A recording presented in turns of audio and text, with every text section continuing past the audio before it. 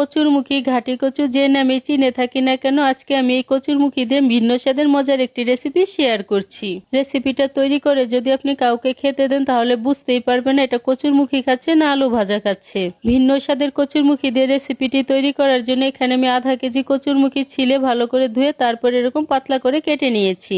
রান্নার জন্য প্যানে পরিমাণ মতো তেল দিয়ে তেলটাকে গরম করে নিচ্ছি। তারপর ফোড়নের জন্য শুকনো মরিচ আর কালো জিরে দিয়ে ভেজে নিচ্ছি। ফোড়ন থেকে সুন্দর একটা ফ্লেভার বের হতে শুরু করেছে। এবার আধা কাপ পেঁয়াজ কুচি আর আস্ত কিছু রসুন দিয়ে দিচ্ছি। এখন কাঁচা গন্ধটা চলে যাওয়া পর্যন্ত ভেজে নিব। রসুন পেঁয়াজগুলো ভালো করে ভেজে নেওয়ার পর এবার কেটে রাখা কচুরমুখীগুলো দিয়ে দিচ্ছি। সাথে দিয়ে দিচ্ছি স্বাদ মতো লবণ, হলুদের গুঁড়ো আর লাল মরিচের গুঁড়ো দিয়ে খুব ভালো করে মিশিয়ে ঢাকনা দিয়ে ঢেকে 10 মিনিটের জন্য রেখে দিব। কোনো রকম জল ব্যবহার করা যাবে না, লো আঁচে এটাকে আপনাকে সিদ্ধ করে নিতে হবে।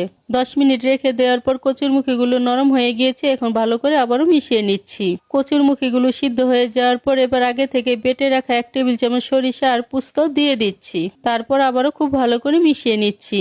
এবার এর মধ্যে দিয়ে দিচ্ছি কাঁচামরিচ কুচি আর 1 স্লাইস লেবুর রস দিয়ে আবারও মিশিয়ে নিচ্ছি। রান্নাটা আমার প্রায় শেষ। এবার কিছু ধনেপাতা কুচি ছড়ে ঢাকনা দিয়ে 5 মিনিট স্ট্যান্ডিং টাইমে রেখে নামিয়ে নিচ্ছি। ভিন্ন স্বাদের কচুরমুখীর এই রেসিপিটি বাড়িতে একবার হলো ট্রাই করে দেখুন, এর স্বাদ ভুলতে পারবেন না।